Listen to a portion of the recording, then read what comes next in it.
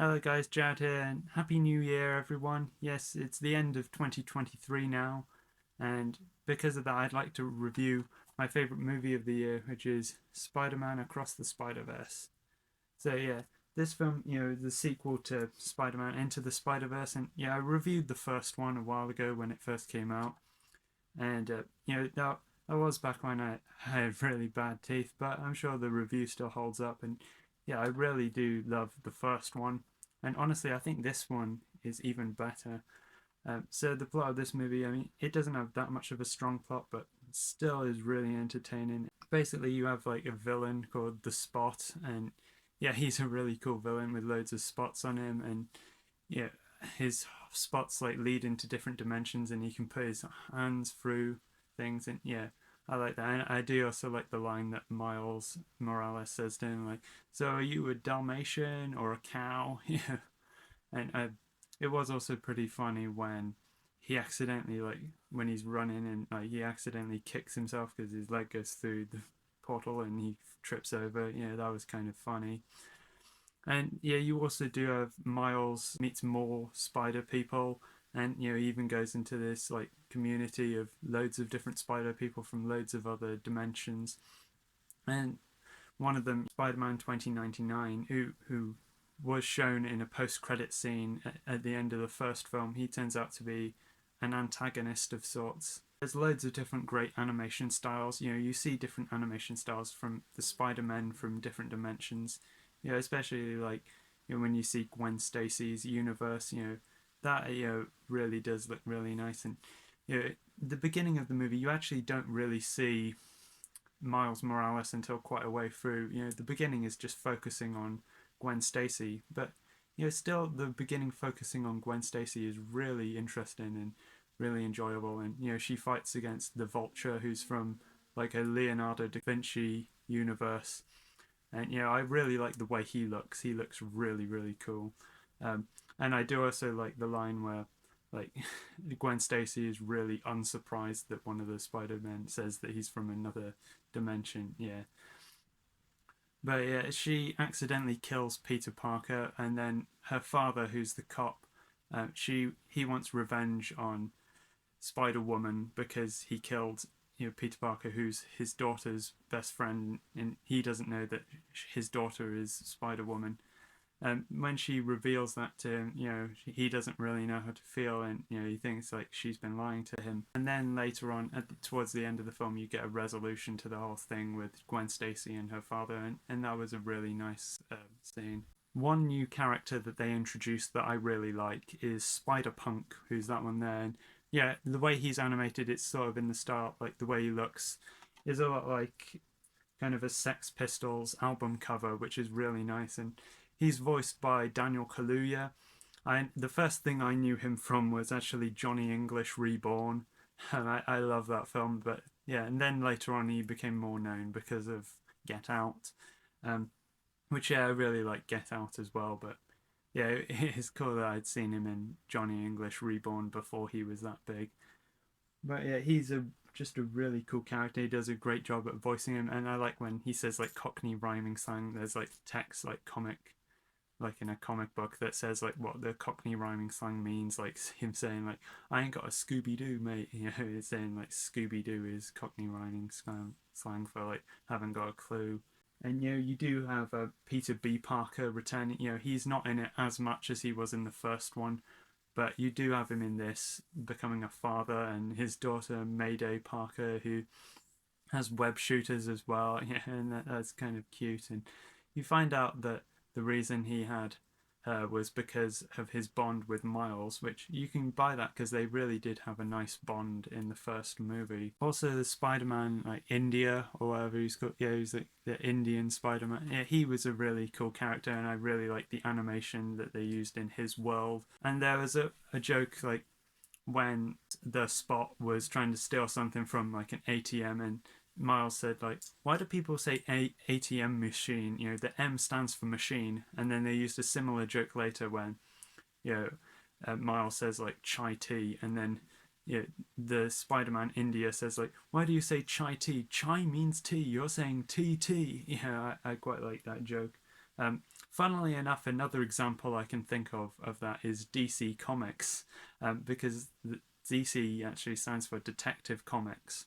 So when people say DC Comics, they're saying Detective Comics comics. Yeah. And that's kind of ironic considering this is a Marvel film. You also in this film have a really nice friendship between Miles and Gwen Stacy. You know, they flesh that out in this one a lot more than they did in the first film. And yeah, it's really nice. And you know, it's when they're like swinging through the city while having a conversation, and also when they're like walking upside down and having the conversation, like that is a really nice way for them to, you know, talk to each other. And you know, the way they have it, like when he's swinging through the city, yeah, that just looks mind blowing. I mean, I think that looks honestly better than the swinging does in any of the live action movies, honestly. I mean, so I think maybe Spider Man works better in animation in terms of him swinging around. Yeah, I mean, I know like in the live action movies they'll have him be CGI in the swinging scenes anyway, but yeah, it works better in this because the whole movie is CGI anyway, and you know it is just really breathtaking the way like the camera movements and everything while he's swinging around. And you know, Gwen and Miles talk about, you know, whether it's a good idea to tell their parents about them being Spider-Man. I mean, obviously Gwen had kind of a bad experience with telling her father, and he didn't know how to feel with her, you know, killing Peter Parker by accident. And yeah, Miles, you know, really doesn't know how his parents would react to him finding out about Spider-Man. You know, he doesn't know if they'd be happy about that or not. And I mean, that is kind of interesting, you know, because it's like you don't know if they'd be happy that, you know, he's this hero who saves everyone, or if they'd be annoyed that he's been lying to them for so long. And there's a really cool twist at the end of this movie, which that really blew my mind when I saw that twist. And this movie ends on a cliffhanger, and you know it's like amazing. Like it's like what's going to happen next? I mean, I do know about like controversy about how Phil Lord and Chris Miller treated the animators working on this, and they were rushed. You know, I mean that's sad to hear. I mean, especially since this is a really good movie. But yeah, I mean, I do really want to see Beyond the Spider Verse, but I mean, I really hope that the animators can get better, you know, working environments on that one. I did hear like Phil Lord and Chris Miller gave a response to the controversy, and they had kind of a douchey response apparently, and that wasn't well received. So I really do hope that they give better, you know, working environments for the next film. But yeah, I really would like love to see the next film because the cliffhanger that this ends on is just amazing. And you know, keep in mind like this movie ends on a cliffhanger. A lot of the time when something's like that on a cliffhanger, people say, "Oh, you know, it will be better when you see the next part, you know, and you see where the story goes." I haven't seen the second part of this yet. You know, this is still technically an uncompleted story, and yet it's still a masterpiece. And that I think that really shows how good this movie really is. Now, I don't want to spoil that big main twist that I mentioned, but I would like to talk about some other spoilery things. So I'll put a spoiler warning here. So I guess one spoiler is the reason that Spider-Man 2099 or Miguel has a problem with uh, Miles Morales is because he wasn't meant to be Spider-Man. Miles wasn't. You know, it's sort of foreshadowed in the first film when the spider who bit him, you know, glitches. That's because he's from a different dimension, and you know, Miles wasn't meant to be bitten, and you know that's why Miguel has a problem with him because he wasn't meant to be Spider-Man, and also because you know in the first film Peter Parker from Miles's universe dies and trying to save him. And you know, Miguel's point is like, if Miles hadn't become Spider-Man, you know, the Peter Parker from his universe would have lived. And yeah, I mean, it's kind of an interesting twist that you know Miles thinks that like at first like, oh, this community is really cool of all these different Spider people, but then you know Miguel turns on him, and then a lot of the other Spider people end up turning on him. Yeah, that's a very like kind of interesting twist. And you know, even though you are more on Miles's side, you can kind of see where Miguel is coming from with thinking that. I mean, he is right that like a Spider-Man could have lived if it wasn't for him. And another kind of spoilery thing that I'd like to mention is some of the appearances. Now, in like the community of like the spider people, they have some of the villains like captured, and one of them they have Donald Glover as the Prowler, and it's live action Donald Glover as the Prowler, which that was a really cool cameo because Donald Glover actually did play Aaron Davis in Spider-Man: Homecoming, but he never actually got to play him as the Prowler. So that's really cool to see him as the Prowler in this. It kind of reminds me of how in the Lego Batman movie they had Billy D. Williams as the voice of Two-Face because Billy D. Williams played Harvey Dent in Tim Burton's Batman, but he never actually got the chance to play him as Two-Face.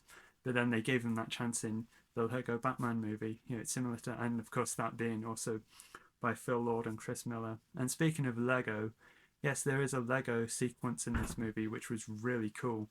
And what's especially cool about it was actually made by a 14-year-old, and apparently that 14-year-old had created a Lego recreation of the trailer for the first movie.